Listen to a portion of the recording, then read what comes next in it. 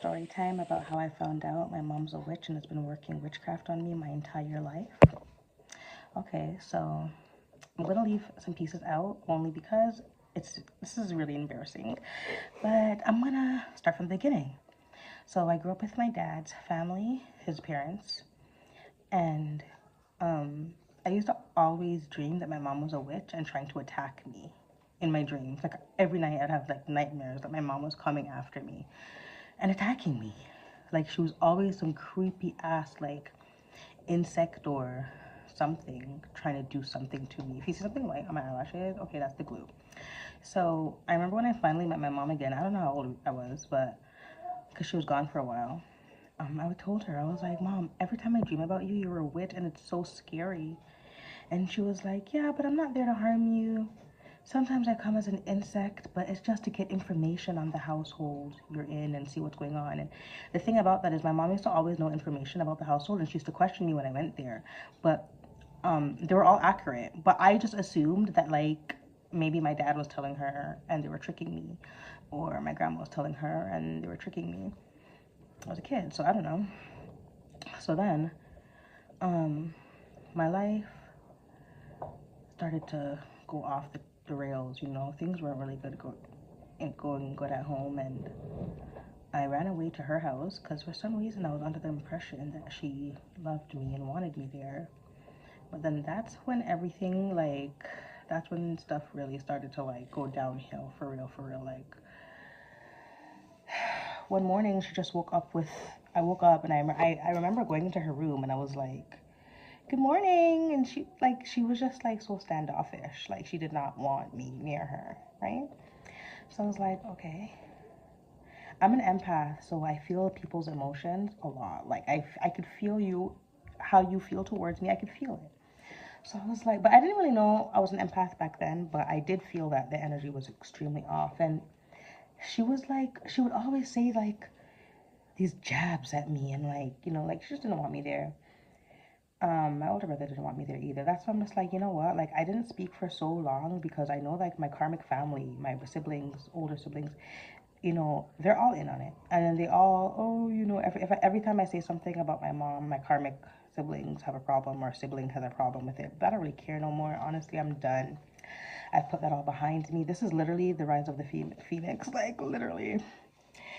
But, yeah.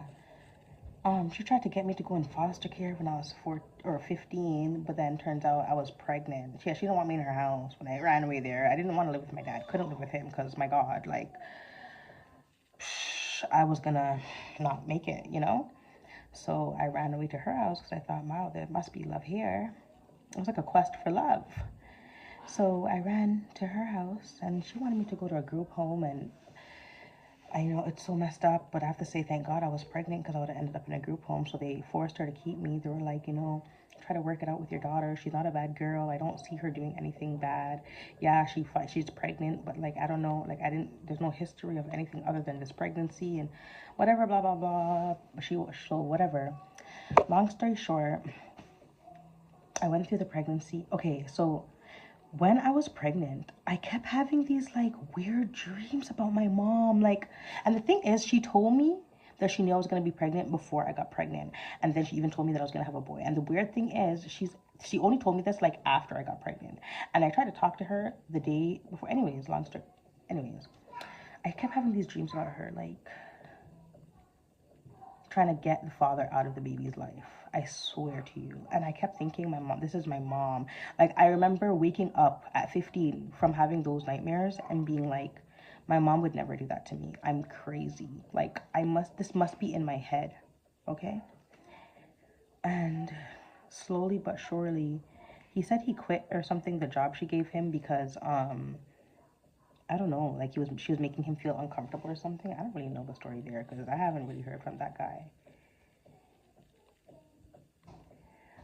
I haven't spoken to that guy in years, as you see, because he does not take care of his kid. But that was all in her plan, because she also went to his mother and tried to say that the baby wasn't theirs. Like, I'm telling you, the lady has had it out for me for years. And then I remember,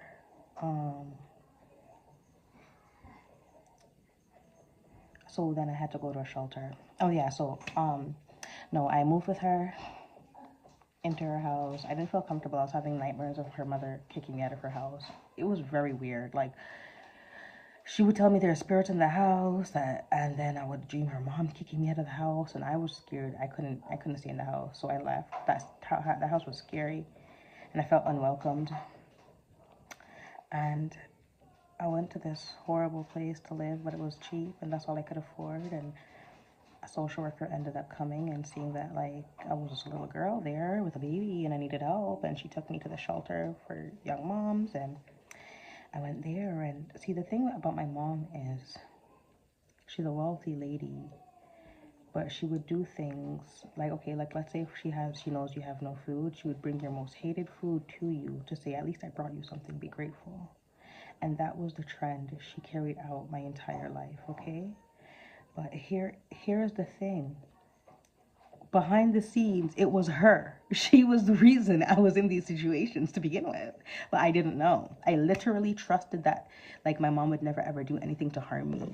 Like, I trusted that, like, I knew she was evil, and but I just didn't know the extent, like, for some strange reason, like, my brain could not, like, I don't know, I just couldn't accept the fact that my mom was doing things to me behind the scenes. So anyways, fast forward now, because obviously I'm grown as hell old. So now, fast forward to now, like, she's seen that things weren't working because my life was getting back on track. Because obviously I had a baby after that, and she did the same thing with their family. Like, right now, she's still talking to that guy's family, talking shit. Like, the lady has problems with me. But anyways, and you know what? I hope she's watching this video, because I know you stalk my pages and you try to call me. I know about all the witchcraft and stuff you've been doing. Love, it's not going to work. Hasn't worked. It might have worked for a little bit. But it's not going to work anymore, love. Give it up. Even when she had her stroke, I told her I had visions. I had dreams. God kept telling me, like, your mom needs to repent. Your mom's into some messed up stuff you don't know about. And I told her, and she was just so silent. And then even, like, I can't remember, there's one thing that because she's done some really, really evil things to me throughout the years. And one time I was so upset, I posted about it on Facebook, and her cousin reached out to me and told me that the woman is pure evil. But she said it was because she was an only child and she was spoiled. So also I was trying to look at it from that perspective too. Sometimes when she did evil things to me, I was like, oh, maybe she just doesn't understand.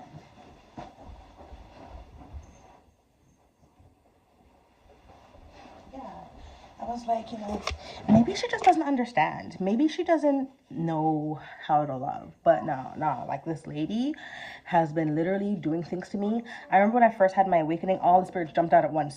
One time, they're like, watch out for your mom. Your mom's been trying to get rid of you for years. That's why you've been so depressed. All those depressions that I had, and people tried to call me crazy. This woman wanted to see me unalive, but, oh God, look at me. Here, smiling in your face. I hope you see my face everywhere, love. I hope my face haunts you in your dreams. Yeah. I hope the fact that I look like my dad bothers you, just trembles your bones.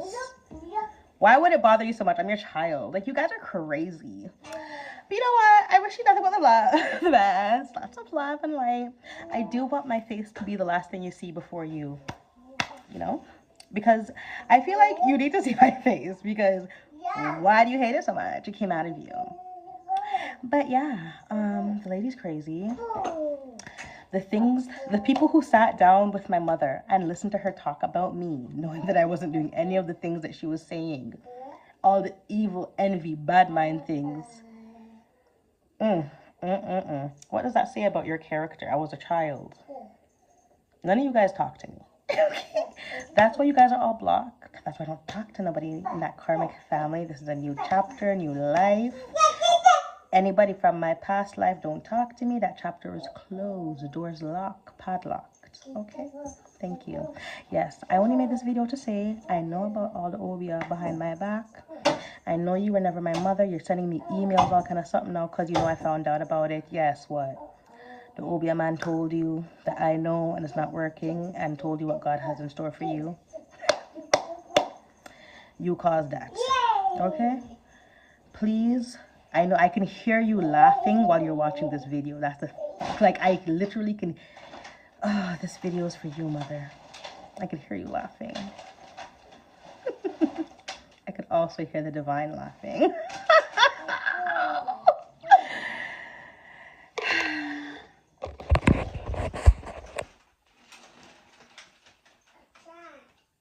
I hope this face helps you out.